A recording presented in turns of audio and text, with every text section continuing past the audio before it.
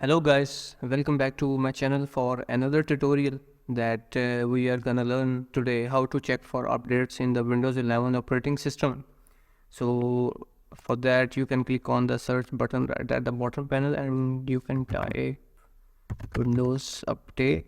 You can see you have to click on the Windows Update settings. While checking for updates, make sure you have stable internet connection. Here you can see that when you were last updated, so my system was updated 3 minutes ago.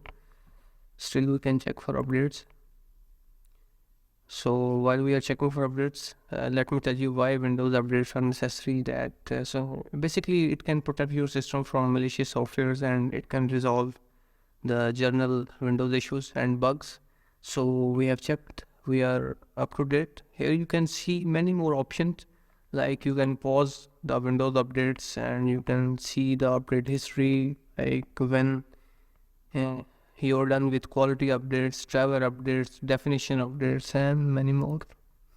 So this is the easiest way to check for the Windows updates. So that's all from my side. I hope you liked the video. And do not forget to give your feedbacks in the comments and to like and subscribe my channel, as it keeps me motivated to create such type of videos for you. Thank you. Bye bye.